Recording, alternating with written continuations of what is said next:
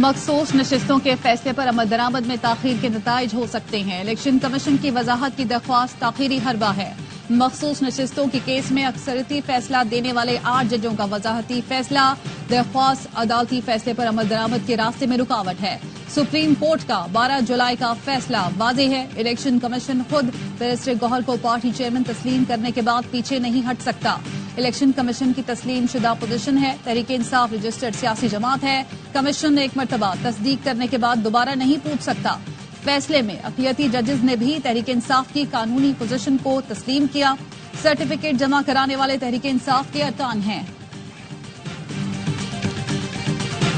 रात जो पूरे पाकिस्तान ने एक बयान पढ़ा है कैदी नंबर 804 का, इस शख्स ने अपनी सियासत को चंपाने के लिए हर आईनी इदारा पे हमला किया है। खान साहब ने ये स्टेटमेंट दिया है तो फिर इस स्टेटमेंट का कॉन्सिक्वेंसेस को भुगतना पड़ेगा और फिर इनके जमात का जो रोना धोना होगा तब वो हमसे एतराज ना करे।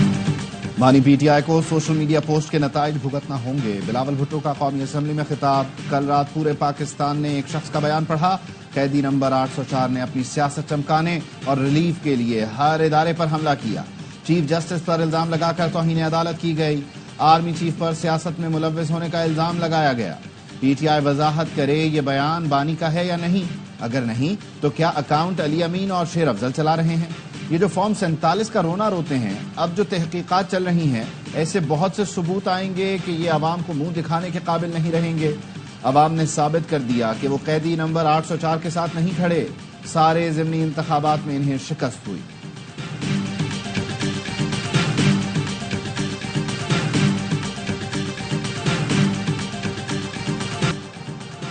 बानी पीटीआई ने जो बात की है उसे तस्लीम करते हैं। अपने कायद से मुतालिक बिलावल भुट्टो की बातों को मुस्तरद और इसकी मजम्मत करता हूँ। बानी पीटीआई आज भी अपनी एक एक बात पर खड़े हैं। ऑपोजिशन लीडर उमर अयूब का कौमी असम्बली में इजहार ख्याल। कहा, बिलावल को देखकर 1958 की एक तस्वीर याद आ गई जिसमें बिलावल के नाना जुल्फकार अली भुट्टो मेरे दादा अयूब खान से वजीर का हलफ ले रहे हैं। हम सीना तान कर आइन की पासदारी के लिए खड़े हैं। बैरिस्टर गौहर ने कहा, बानी पीटीआई को 70% अवाम की हिमायत हासिल है। जिस दिन बानी ने सड़कों पर आने का कहा तो बांग्लादेश को भूल जाएंगे। Chairman peoples party Bilawal Bhutto के पास विजन ही नहीं। पहले ये लाइन तो ड्रॉ करें कि पार्लियामेंट बालदस्त है या कोई और। आगे बढ़ना है तो एक कदम पीछे भी हटना पड़ा तो हटेंगे। हम मामलात को आगे बढ़ाना चाहते हैं।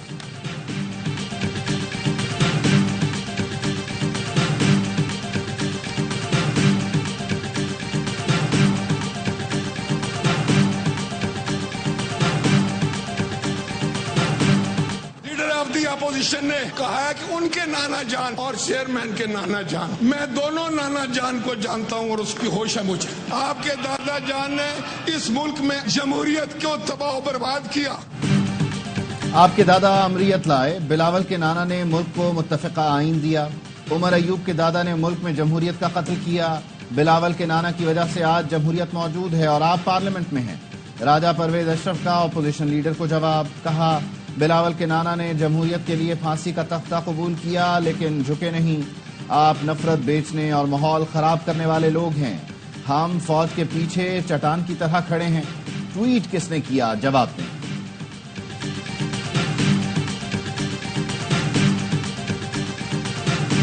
मैंने जो उस दिन प्रेडिक्ट किया था वो ज्यादा देर नहीं लगी, वो सच साबित हो गया। ये जो ट्वीट आया है, दुख के साथ कह रहा हूं, इसका कोई जवाब अब बाकी नहीं रहता। जो अब माहौल इस हाउस में क्रिएट हो गया हुआ है और उसका जिम्मेवार बानी पीटीआई।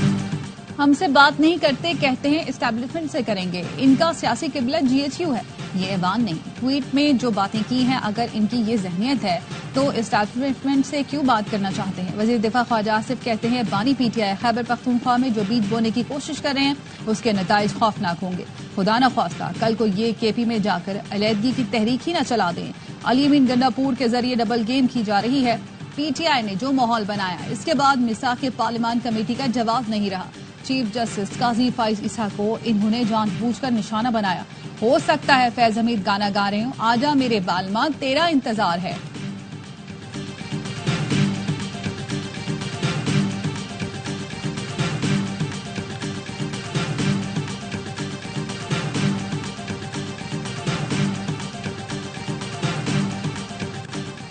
اکثریت ہوگی تو آئینی ترمیم کا بل لائیں گے، نمبر پورے نہ ہوئے تو آئینی ترمیم نہیں ہو سکتی۔ نائب وزیر اعظم اسحاق ڈار کا سینٹ میں اظہار خیال، کہا چیئرمین سینٹ مجھ سے کیوں پوچھ رہے ہیں کہ نمبر پورے ہیں یا نہیں؟ چیئرمین سینٹ یہ آپ کا کام نہیں، قانون سازی حکومت کا کام ہے۔ شبلی فراز نے کہا ان سے بندے پورے نہیں ہو رہے، یہ بندے توڑ کر نکاح بل جبر کرانا چاہتے ہیں۔ حکومت کی کوشش ہے بل پڑھے بغیر ہی پاس کیے جائیں۔ انہوں نے بل کا مسودہ اتحادیوں کے ساتھ بھی شیئر نہیں کیا۔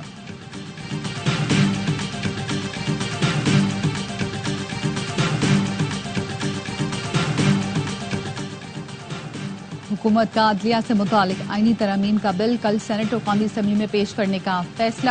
وزیر اعظم شہباز شریف آج عشائیے میں اتحادیوں کو اعتماد ملیں گے۔ ارکان قومی اسمبلی اور سینیٹرز کو شرکت کی دعوت۔ حکومت کا تمام ترامیم براہ راست منظور کرانے کی حکمت عملی پر غور۔ حکومتی سینیٹرز اور ارکان قومی اسمبلی کو پیر تک اسلام آباد میں رہنے کی ہدایت۔ بیرون ملک جانے والوں کو بھی واپس بلا لیا گیا۔ رکن قومی اسمبلی حمزہ شہباز فرانس عبدالغفور حیدری آج چین سے وطن واپس پہنچیں گے۔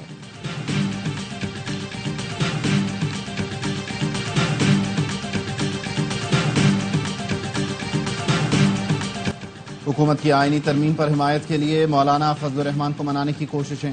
رات گئے وزیر اعظم شہباز شریف کی سربراہ JUI سے ملاقات۔ وزیر اعظم نے آئینی ترامیم پر تعاون مانگا تو مولانا فضل الرحمان سے حکومت سے اصلاحات کا مسودہ مانگ لیا۔ ملاقات میں وزیر اعظم شہباز شریف کے ساتھ قانونی ٹیم بھی موجود تھی۔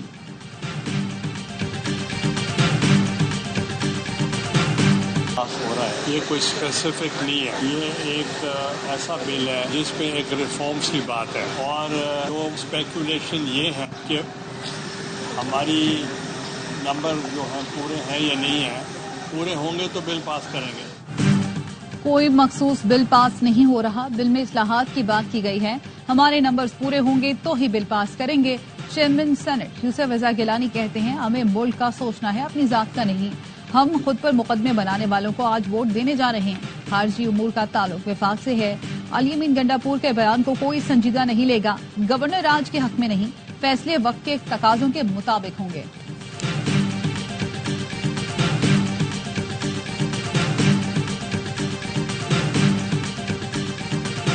لوگوں کو اغوا کر کے نمبر گیم پوری کی جا رہی ہے۔ عدلیہ کو فتح کرنے کے لیے آئینی ترمیم لائی جا رہی ہے۔ حکومت تو نظر ثانی نہیں کرے گی، امید ہے عدلیہ اس پر ضرور سوچے گی۔ سابق وفاقی وزیر فواد چودھری کہتے ہیں خیبر پختونخوا میں گورنر راج لگا تو معاملات ہاتھ سے نکل جائیں گے، حکومت مہربانی کرے درجہ حرارت کو نیچے لائے۔ علی امین حکومت سے ہی کہہ رہے ہیں کہ دہشت گردی سے نمٹنے کے لیے کوئی حل بتائیں، وہاں روزانہ لوگ شہید ہو رہے ہیں۔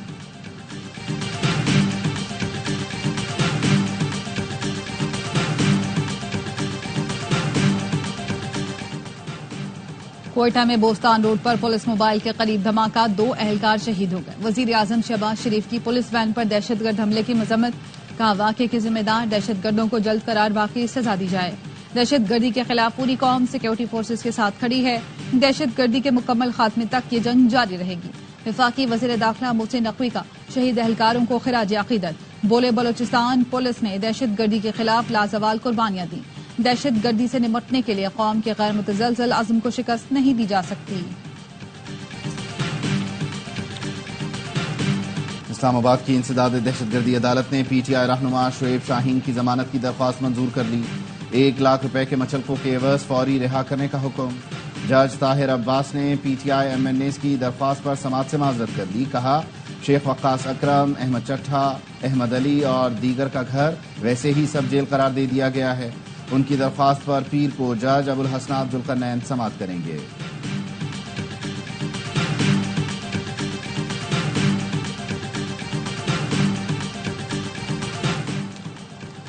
Chairman joint chiefs of staff committee کا عوامی جمہوریہ چین کا سرکاری دورہ، جنرل طاہر شمشاد مرزا کی سینٹرل ملٹری کمیشن کے وائس چیئرمین سے ملاقات۔ چین کے چیف آف جنرل سے بھی ملاقات ہوئی۔ 11ویں بیجنگ یانگ شان فورم میں علاقائی امن و استحکام کے لیے پاکستان کے کردار پر گفتگو۔ ملاقات میں متعدد شعبوں میں پاکستان اور چین کے تاریخی تعلقات کو سراہا گیا۔ 2 طرفہ اسٹریٹجک تعاون پر مبنی شراکت داری اور دفاعی تعاون میں پیش رفت کا اعتراف۔ چینی قیادت کا پاکستان کی علاقائی سالمیت اور خود مختاری کی حمایت کے غیر متزلزل عزم کا اعادہ۔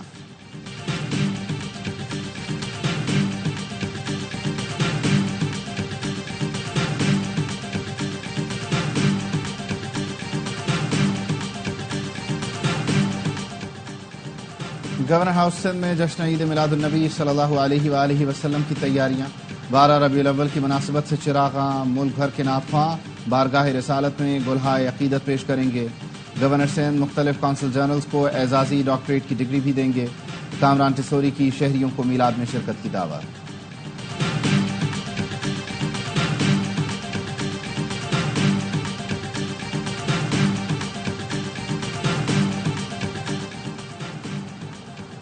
جیکب آبادی عدالت نے پولیو ورکر کے غیر مبینہ زیادتی کیس کے ملزم احمد جکھرانی کو 7 روزہ ریمانڈ پر پولیس کے حوالے کر دیا۔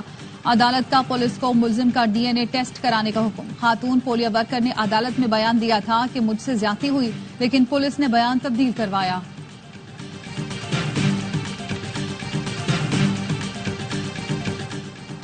کوئٹہ کے فاطمہ جناح ہسپتال میں زیر علاج کانگو وائرس کی مریض دم توڑ گئی۔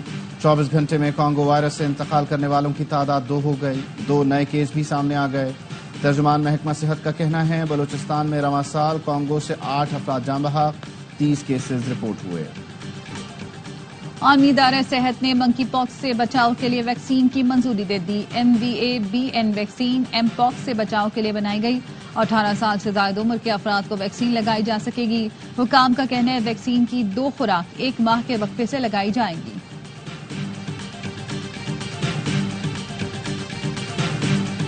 بجلی سے چلنے والی گاڑیوں کے فروغ کے لیے حکومت ترجیحی اقدامات کر رہی ہے۔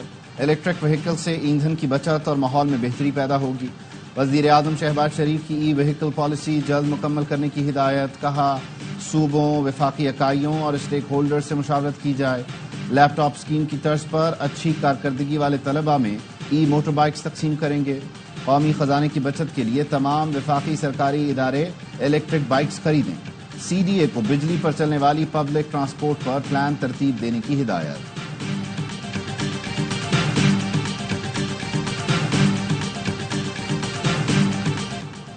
گاڑی روکنے پر ایس پی راول فیصل سلیم کی وفاقی پولیس اہلکار سے ہاتھا پائی۔ ایس پی فیصل سلیم نے پولیس اہلکار کا موبائل چھیننے کی بھی کوشش کی۔ اہلکار نے راول پنڈی میں تعینات ایس پی کی گاڑی گلبرگ گرین کے پاس روکی تھی۔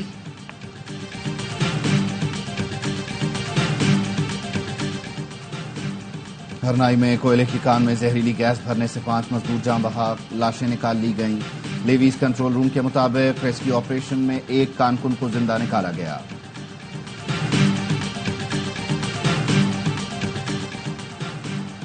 مردان کے علاقے رستم میں گھر پر آسمانی بجلی گرنے سے 5 افراد جھلس کر جاں بحق۔ 4 سدہ کے علاقے ترنگزئی میں گھر کی چھت کو نہدم، ملبے تلے دب کر 5 افراد جان سے گئے۔ جوب کے علاقے دانسر میں زائرین کی بس کھائی میں گر گئی، 5 افراد جاں بحق، 23 زخمی۔